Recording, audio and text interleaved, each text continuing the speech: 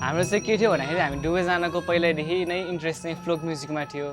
अनि हामीलाई कुटुम्ब ब्यान्ड चाहिँ लास्टै मन पर्थ्यो कुटुम्बको music the way they perform the way their music are त्यो चाहिँ धेरै मन पर्थ्यो र हामीलाई पनि कतै न कतै उनीहरूको जस्तै ब्यान्ड बनाउन मन लाग्थ्यो र हामीलाई पनि यस्तो फ्लोक इन्स्ट्रुमेन्टहरू सिक्ने धेरै रहर थियो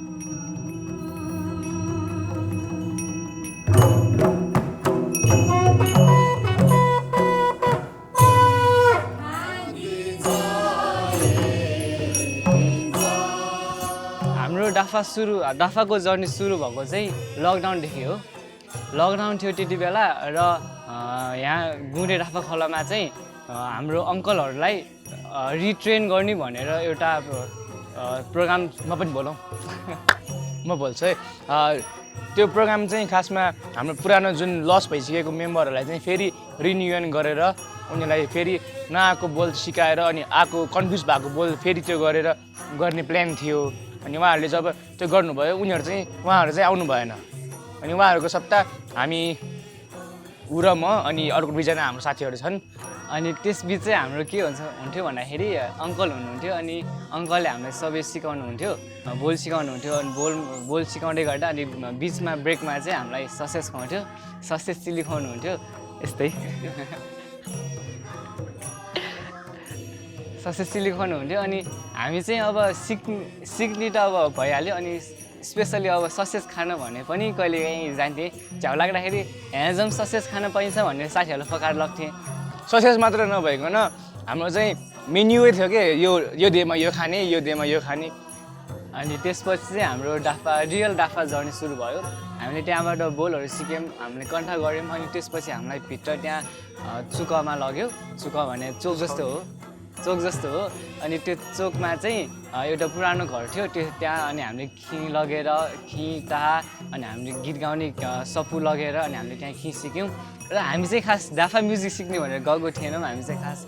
सिक्छौँ भनेर गएको थिएँ अनि कहाँबाट डाफाबाट रिलेटेड भएर अब डाफा भने के हो अनि त्यहीँ बसेर पनि थाहा भयो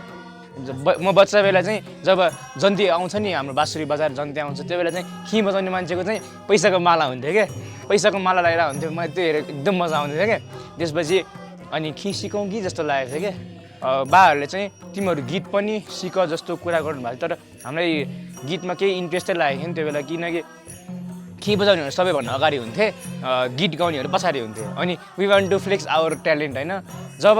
हाम्रो यो डाफा ढुकु सुरु भयो डाफा ढुकु प्रोग्रामबाट चाहिँ हामीले के थाहा भयो भने गीत पनि इम्पोर्टेन्ट रहेछ अनि जब हाम्रो त्यो ओरिएन्टेसन प्रोग्राम भयो त्यो बेला फर्स्ट टाइम गीत गाउँदाखेरि आई फिल लाइक म पनि सिङ्गर भएँ अब म पनि गीत सिक्नुपर्ने जस्तो फिल आयो अब छिट्टै हामी गीत सिक्ने पनि प्रयास गर्छौँ हाम्रो गुरुबाहरूलाई भनेर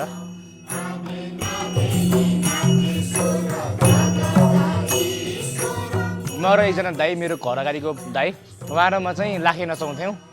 त्यो लाखे चाहिँ कस्तो नचाउँथ्यो भने जुन हाम्रो त्यो कपीको सिट हुन्छ त्यसलाई पेन्सिलबाट लाखेको पापा ड्र गरेर बिटा त्यो गणिचक्का भन्छ हामी होइन त्यो गणिचा बुन्ने कपडाले त्यो बाँधेर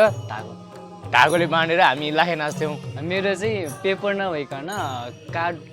कार्डबोर्ड हुन्थ्यो नि चौचो बक्सको कार्डबोर्ड त्यसलाई चाहिँ पेन्सिलले कलर गरेर दुईवटा पाल बनाएर हेर्नको लागि अनि त्यही गलिचक्काले बाँधेर अनि रातो लुगा लगाएर अनि रातो ट्र्याक लगाएर चाहिँ नाच्थ्यौँ अनि हामी बजाउन चाहिँ एउटा बाल्टिन हुन्थ्यो बाल्टिन लट्ठीले बजाउँथ्यौँ अनि दुईवटा ढुङ्गा चाहिँ भुसियाको रूपमा बजाउँथ्यौँ एक दिन के भएछ भन्दाखेरि हामी आफ्नै घरमा मात्र नाच्थ्यौँ म पनि दुई तिनजना साथीहरूसँग नाच्थेँ त्यो चाहिँ दाइसँग मात्र नाच्थ्यो अनि हाम्रो घरको वरिपरि मात्र नाच्थ्यौँ यता पनि जाँदैनथ्यौँ उता पनि जाँदैनथ्यौँ किनकि ठुलो लाखे आउँछ भनेर डर लाग्थ्यो अनि एक दिन चाहिँ हामी आर्ट गरेर आयौँ उतापट्टि उनीहरू कहाँ गयौँ अनि उनीहरू पनि हामी कहाँ आयौँ हामी बिच बाटोमै भेट्यौँ अनि त्यही मिलेर नाच्यौँ रमायौँ अनि भोलिपल्टदेखि लाखे नाच्ने तिमी नै होइन भनेर सोध्दै गएर अनि साथी बन्यौँ अनि त्यही साथी बनेर दुईवटा लाखे किन नचाउने हामी ग्रुप बनेर एउटै लाखे राम्रो नचाउँ किन नचाउँ भनेर अनि सुरु भयो र सबजनासँग 10-10 रुपियाँ जम्मा गरेर 100 रुपियाँ बनाएर अनि हामी रङ्गोली भन्ने एउटा कलर हुन्थ्यो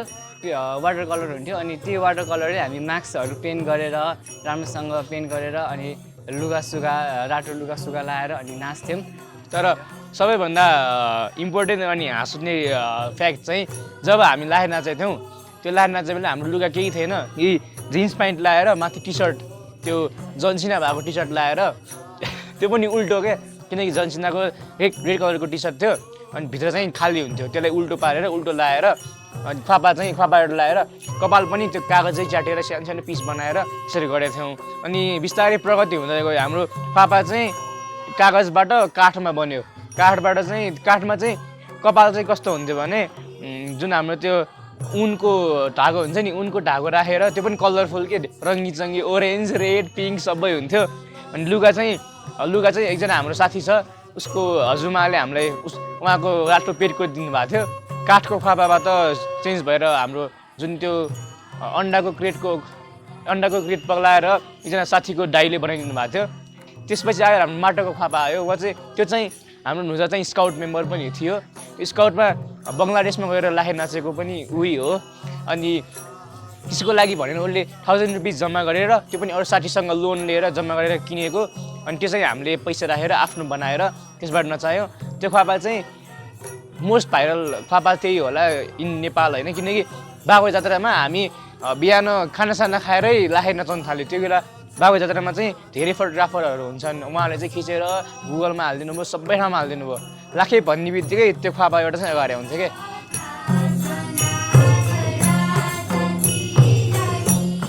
मेरो फ्युचर भिजन चाहिँ म्युजिक सँगसँगै मेरो अरू डिजिटल वर्ल्डमा पनि छ, जस्तै photography, videography, film making, cinematography, त्यस्तोमा पनि मेरो इन्ट्रेस्ट छ। र उसको चाहिँ पर्टिकुलर मात्रै छ, उसको चाहिँ म्युजिकै संसार भन्ने छ उसको चाहिँ। We are the future of our country and हाम्रो डाफा खलको फ्युचर पनि हामी नै हो। We want to lead this Dāphā Khalaḥ, and even not only our Dāphā Khalaḥ, we want every Dāphā Khalaḥ to be promoted, and it should be last up to many years, up to my grandchild's time. अब जस्तै हामी 4 जना involve भयो, त्यसरी नै अरूलाई पनि involve गर्न सक्यो भने not only in Nepal, all over the world डाफालाई चिनाउन सक्यो भने हाम्रो डाफा चाहिँ एकदम राम्रो हुन्छ। मान्छेहरू भेट्छन् नि, साथीहरू भेट्यो भने के गर्छ, ज्याम गर्छन्, पार्टी गर्छन्। हामी भेट्यो भने ख्वापा कलर गर्ने, लाखेको कपाल मिलाउने, त्यस्तो मात्रै हुन्थ्यो क्या। जब बच्चाहरू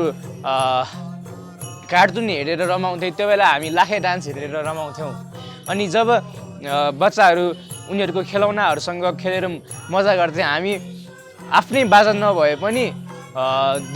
विभिन्न कुरा जस्तै त्यो पानी राख्ने जर्किन भयो होइन, ड्रम भयो, त्यस्तोलाई बजाएर आफू इन्टरटेनमेन्ट हुन्थ्यो। That's the difference between others and we. So we are the खतरा फ्रेन्ड्स। एन्ड हामीले चाहिँ अरूलाई पनि इन्फ्लुएन्स गर्न सक्यो भने चाहिँ राम्रो हुन्छ।